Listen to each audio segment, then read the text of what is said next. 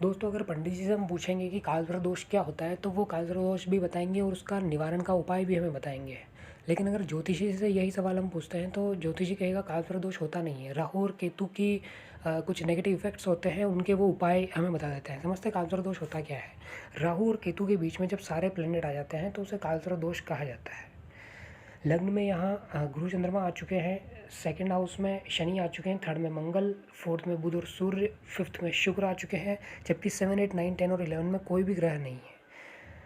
तो इसका तात्पर्य ये हुआ कि राहु और केतु, क्योंकि राहु को सांप का मुख माना जाता है और केतु को सांप की पूंछ माना जाता है। और क्योंकि राहु वक्री भी होता है 90% केस के अंदर, मतलब वक्री का मतलब होता है उल्टा चलना, तो राहु उल्टी चाल भी चलता है।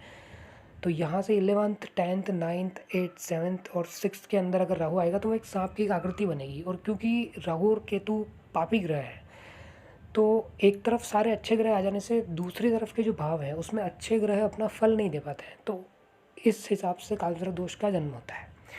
एक कालसर्प दोष की संज्ञा दी गई है। और एस्ट्रोलॉजर ये भी कहते हैं कि राहु और केतु खराब है कुंडली में, ऐसा भी कह दो एक ही बात है।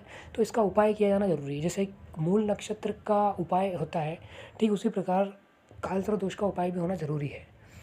तो ये होता है, इसके बारे में बहुत सारे इल्यूजन्स फैले हुए हैं और राहु और केतु एक्चुअली इल्यूजन्स का ही कारक है।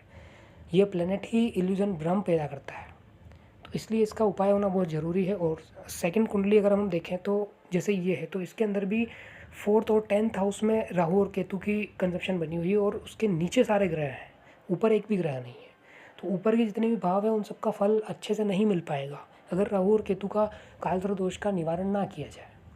तो इसे समझना बहुत ज़रूरी होता है। और ऐसा जो व्यक्ति होता है बहुत चिड़चिड़ा और अपने जीवन काल में बहुत संघर्ष करता है, इसीलिए कालसर्प दोष का निवारण होना बहुत ज़रूरी है। इसके बारे में बहुत से भ्रम फैले हुए हैं, पर भ्रमों को इग्नोर करके हमें कुंडली दिखाकर कालसर्प दोष का निवारण करना ज़रूरी होता है। धन्यवाद।